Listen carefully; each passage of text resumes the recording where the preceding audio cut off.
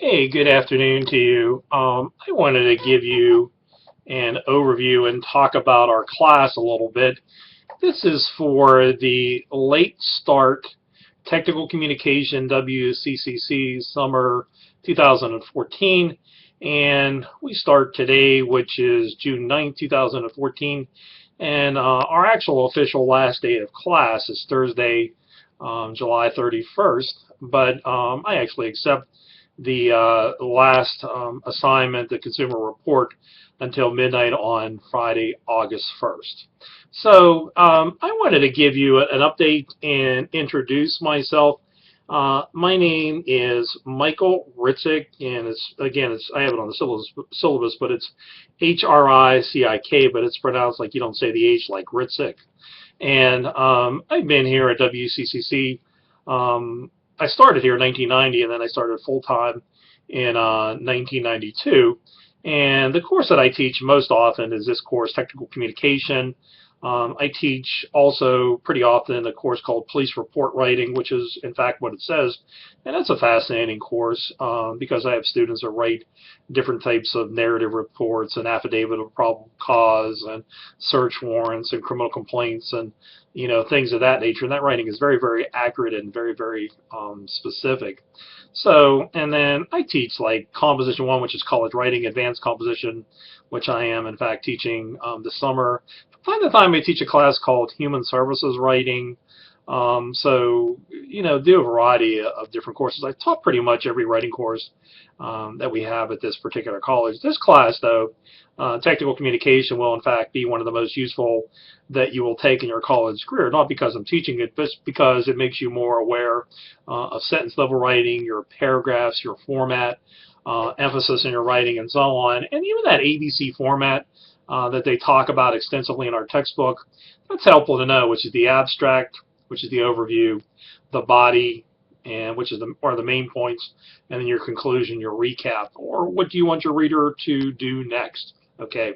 Now, what I wanted to mention to you is if you buy a book from Amazon.com or eBay or whatnot, this is what that one looks like, and it has the white cover and so on. Now, if you buy one from the WCCC bookstore, we have this like it's a custom edition. All it really is the same textbook, but it's published with these, that you can put it into a binder with these holes.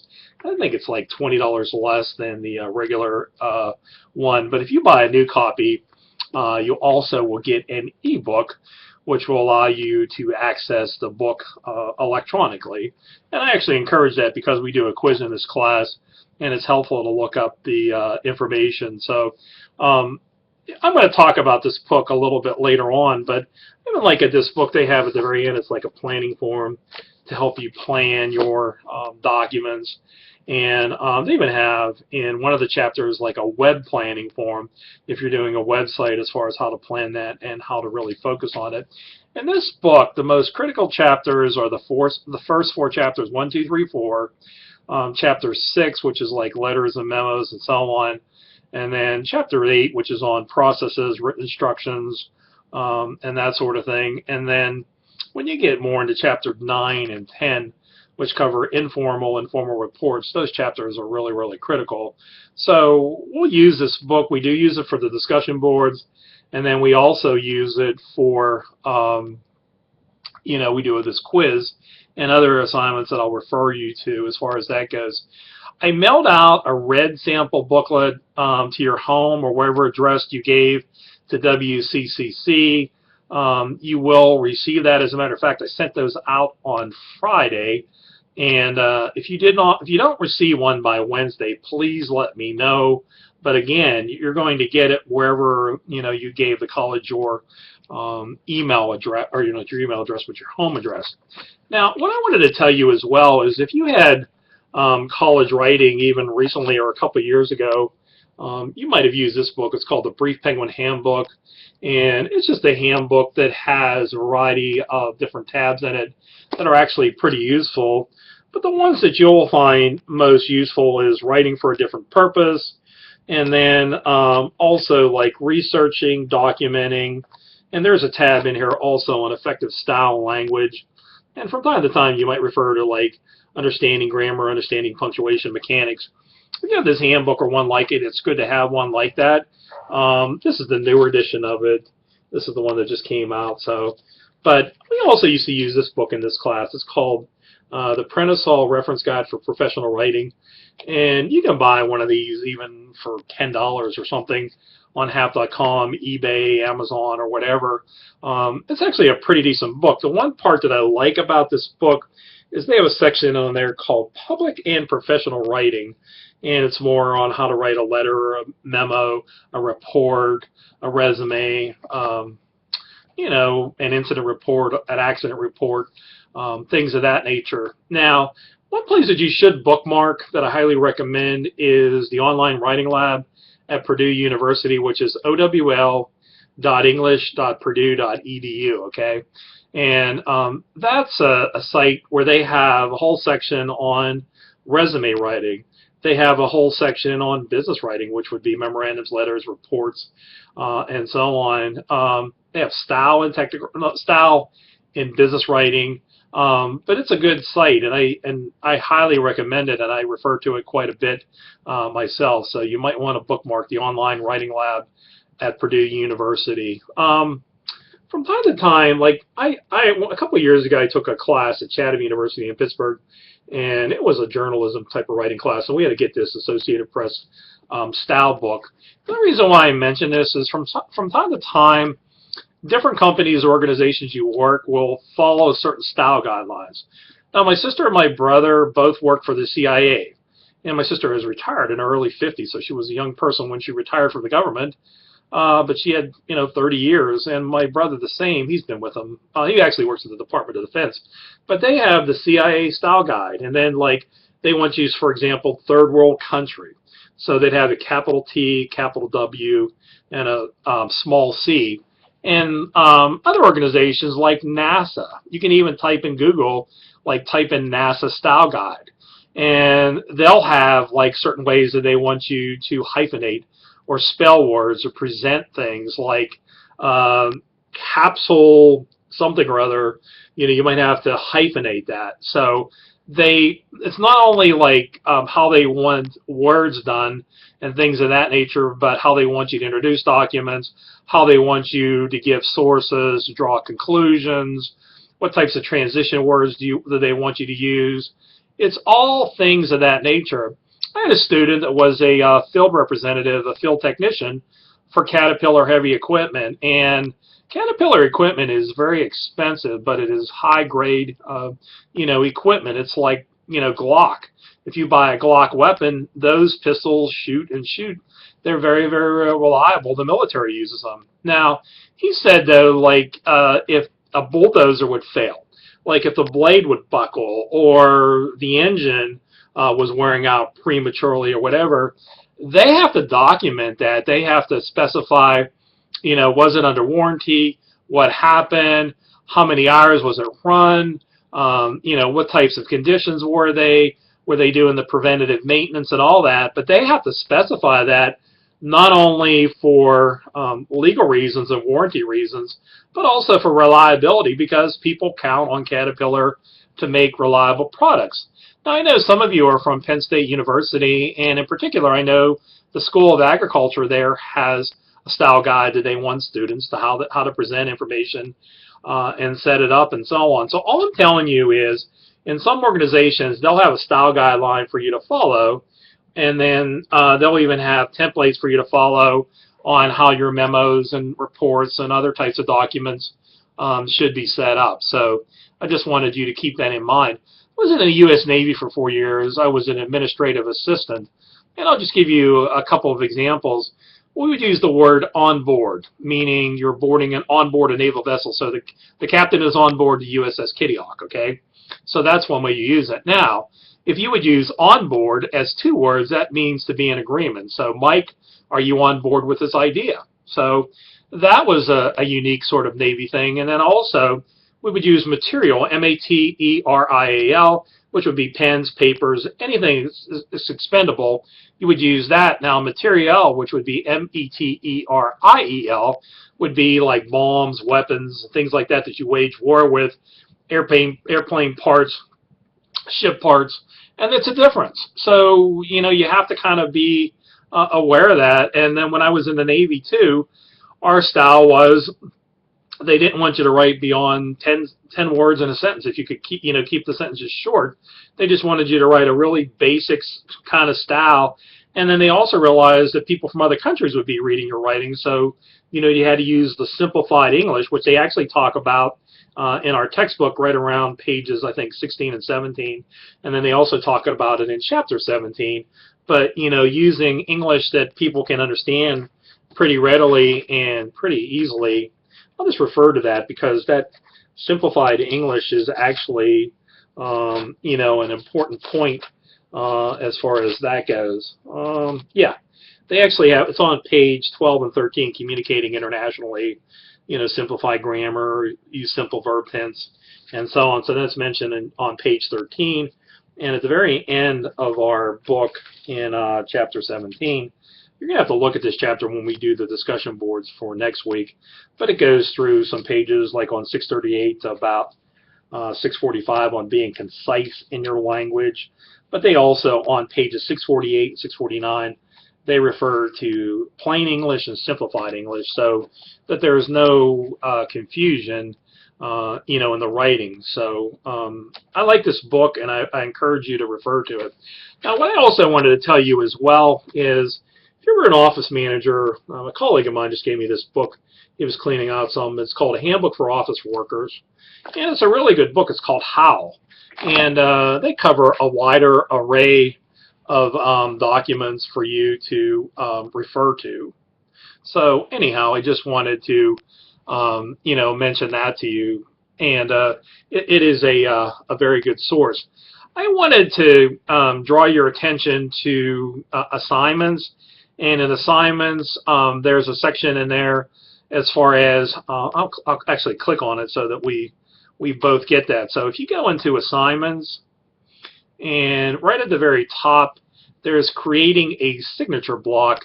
And I encourage you to do that. It says creating email signature Office 365, and I'd like you to open that up. And I got this from the help desk in our IT department, and it shows you how to create a signature block.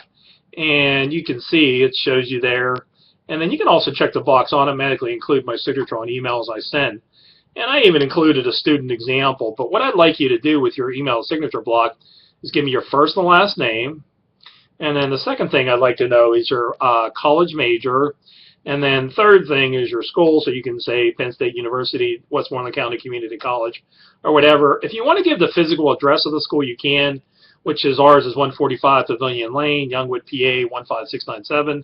That's not necessary, but I do want to find out your first and last name and your major, and then you can also indicate the school you attend.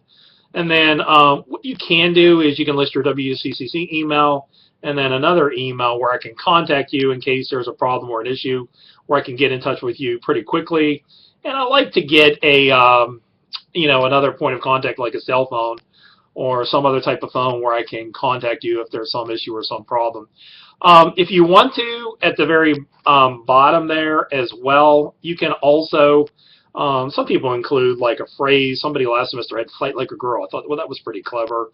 But somebody this semester has like, "people aren't prepared, will fail." And whatever kind of quote, or you can use like a well-known quote or whatever. You don't have to do that. It's something that's optional. And if you have any other involvements, I know like some people are Habitat for Humanity, Relay for Life or whatever, or spay and neuter your pets. But it's you can include information about yourself on your signature block. But at the very least, I want to have your name, and I want to see what your major is, and then what school you attend. So that helps me to give you more specific comments, because like today I was commenting on somebody in my English 162 WA class, and this student is forensic science, and so I was giving her comments. And there's a couple guys that I have that are meteorology majors, and so I sometimes, when I comment, I sometimes tailor my comments for them specifically. Now, each week in the assignments for this class, or in the announcement for this class, I want you to follow that, because it tells you the breakdown of what we're going to be doing week by week. please remember that this is going to be 15 weeks of work in 8 weeks. So some weeks, I mean, you're going to be extremely, extremely busy. So you should try as much as possible to preview the work earlier in the week, and then like later in the week, you can get it done. But I strongly encourage you to try to start working at least by Wednesday. Don't wait to the very last minute, because that's a recipe for disaster in these online courses. So working on assignments beforehand is fine, and if you want to submit sooner, you can. Now, for this first week, what I want you to do by Friday is send me an information sheet, and all you really have to do with that is give me a listing of the questions I asked you. And here's one that I was looking at from one of my classes, and this person gives me his name, his cell phone, email, his major, and so on. You can do it that way, and I just got one today from Adam, and he sent it like this, and that's okay. So I just like to have information on students that I can refer to, and I keep these too in case I need to, like if you want me to write a letter of reference or recommendations, I have them, I can refer to them, and they are useful to me. If you want to get linked to me through LinkedIn, that's not actually a bad idea.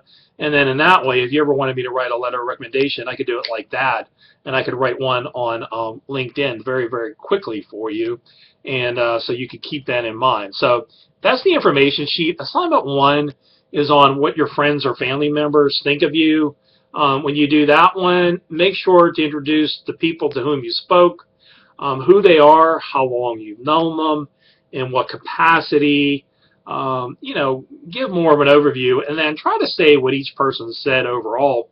And then when you go into the body of it, make sure to use at least a paragraph of what the person's comments were, and then a paragraph to say if you agree or disagree. Now, if you say you're a perfectionist, if you're striving for perfection, or if you say that you're shy or whatever, use an example. Have the person offer an example there, which I think is very, very helpful. So in the conclusion, then, you're going to compare and contrast the similarities and differences in the interviews. The last thing is, with the email assignment, what I want you to do is to read those 4 links, and there were 4 points of criteria that I wanted you to focus on. Like, I think one is format, one is emphasis, paragraphs, and list.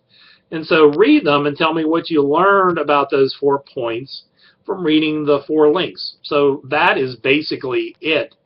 And the other item that I wanted to mention to you before I forget is just to give you kind of a heads up as far as like with next week. You have to do a discussion board posting. The discussion board postings, you can access those through Tools, and then you can click on Discussion Board, and then when you create a new discussion board, you can create new thread. You should type them first in Word and edit them, and then you should just copy and paste them into the discussion board. I do look at punctuation, grammar, and so on with these discussion boards, so there's that. So you have to do 2 different discussion boards. With discussion board 1 for next week, you only have to revise about 8 sentences. With discussion board 1A, you have to log in the first time by Wednesday the 18th, and then you also have to respond again by Friday the 20th. And then the last thing is the evaluation of customer service will be due, and I would prefer that you evaluate a place where you currently work or have worked, and you can look at it from the employee perspective, the customer's perspective, or both. So that's it. Sometimes these YouTubes don't work when I get to 20 minutes, so I got to stop this. But I just wanted to give you sort of a heads up. The only thing that I wanted to tell you too is with your documents, on the left side, type your first and last name, English 162, W1 or W2, whatever, but W1 would be okay. Mr. Ritzik, the date. With the date, when you insert that, you can actually click on Insert and then Date, and then you can click the box that says Update Automatically. And then in the upper right-hand corner, click on Page Number, select top of the page, and then select plain number 3, and it'll give you a page number. Type your last name, hit a space, hit Escape, and you will have a header. So that is it. I need to stop. Thank you very much.